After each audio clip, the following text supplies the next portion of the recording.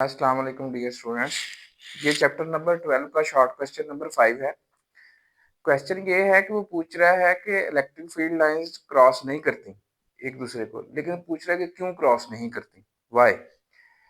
देखिए, आपको पता है कि इलेक्ट्रिक फील्ड कहीं जज करने के लिए कि यहाँ कहाँ पे इलेक्ट्रिक फील्ड मौजूद है या नहीं है, या उसकी डायरेक्शन को जज करने के लिए जो टेस्ट चार्ज का सहारा लिया जाता है। टेस्ट चार्ज जिसको हम क्यू नॉट से रिप्रेजेंट करते हैं वो ऑलवेज पॉजिटिव होता है। जब हम किसी पॉजिटिव चार्ज की फील्ड देखते हैं, जो कि आइसोलेटेड चार्ज हो, पॉइंट चार्ज हो, उसकी फील्ड रेडियली आउटवर्ड होती है, वो हमें टेस्ट चार्ज की के ऊपर लगने वाली जो फोर्स है वो हमें बताती है। इसी तरह जो एक नेगेटिव आइसोलेटेड चार्ज है, उसकी जो फील्ड है वो इनवर्ड होती है। ये भी हमें जो है positive charge, positive test charge पर लगने वाली फोर्स ही हमें बताती है कि इसकी फील्ड जो है वो रेडियली इनवर्ड है। जब आपके पास किसी स्पेस में यानी किसी जगह पे आपके पास जो है नंबर ऑफ चार्जेस जो हैं वो मौजूद हों, कोई पॉजिटिव चार्ज है, कोई नेगेटिव चार्ज है। अच्छा, यहाँ पे मैंने उसको थोड़ा सा एक्सप्लेन करने के लिए जो है दो चार्जेस लिए हैं, एक पॉजिटिव चार्ज है, एक नेगेटिव चार्ज है। अच्छा, अब ये देखें कि जो हाँ, आपको पता है कि जो आइसोलेटेड चार्ज था ना, उस सिर्फ उसकी सूरत में उसकी जो फील्ड थी वो रेडियली आउटवर्ड थी या रेडियली इनवर्ड थी, यानी वो स्ट्रेट लाइंस थी। लेकिन जब आपके पास नंबर ऑफ चार्जेस होते हैं या आपके पास टू चार्जेस होते हैं, तो वहां पे आपके पास जो है जो फील्ड होती है वो आपके पास स्ट्रेट लाइंस की सूरत में नहीं होती।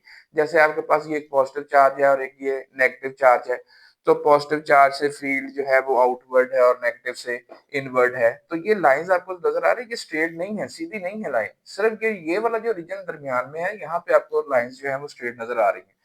अच्छा, तो किसी और पॉइंट पे जो इलेक्ट्रिक फील्ड की डायरेक्शन है वो हम कैसे निकालेंगे? हम यहाँ पे रखते हैं कोई टेस्ट चार्ज।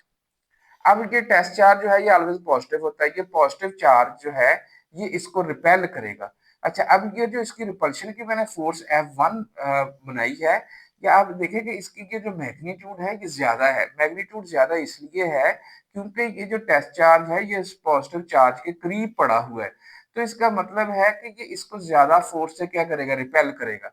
और ये जो नेगेटिव चार्ज है ये इस पॉजिटिव टेस्ट चार्ज को अट्रैक्ट करेगा। अच्छा, अब इसकी अट्रैक्शन की जो फोर्स है वो मैंने कम बनाई है यहाँ पे, वो इस वजह से कम बनाई है कि इसका जो डिस्टेंस है इस नेगेटिव चार्ज से वो ज्यादा है, जिसकी वजह से कि आपके पास फोर्स जो है ये इसके ऊपर जो अट्रैक्शन की फोर्स है इस नेगेटिव चार्ज की लगने की वजह से वो कम होगी। अच्छा, लेकिन यहाँ पे ये इस टेस्ट चार्ज पे दो फोर्सेस लग रही हैं, F1 और F2। लेकिन अब यहाँ आपको पता है फोर्स एक वेक्टर क्वांटिटी है।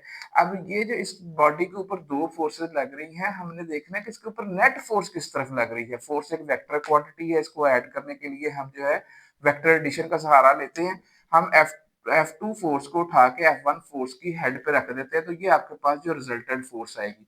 अच्छा, ये जिस डायरेक्शन में आपके पास रिजल्टेंट फोर्स होती है उसी डायरेक्शन में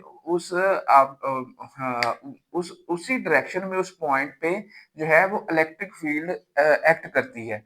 यानी फोर्स की डायरेक्शन में ही आपके पास जो है वो इलेक्ट्रिक फील्ड की डायरेक्शन होती है।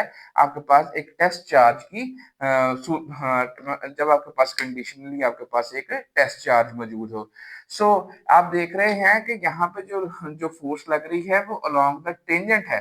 ठीक है, ये जो आपके पास कर्व बनी हुई है इसके अलोंग द टेंजेंट है। सो द इलेक्ट्रिक फील्ड जो किसी भी पॉइंट पे होती है वो आपके पास अलोंग द फोर्स होती है। ठीक है, और यहाँ पे जो जो टेस्ट चार्ज पे जो फोर्स लग रही है वो अलोंग द टेंजेंट है, और यहाँ पे जो इलेक्ट्रिक फील्ड है वो along the tangent to this electric field line है। अच्छा, इस अब अगर जैसे कि उसने कहा कि जो है बताएं कि क्यों। अब यह यहाँ पे देखें कि यहाँ पे जो टेस्ट चार्ज पे जो फोर्स लगेगी ना वो एक ही डायरेक्शन में लगेगी। वो यानी नेट फोर्स की जो आपके पास डायरेक्शन होगी वो एक ही होगी। इस वजह से जो इलेक्ट्रिक फील्ड की भी डायरेक्शन है वो एक ही होगी।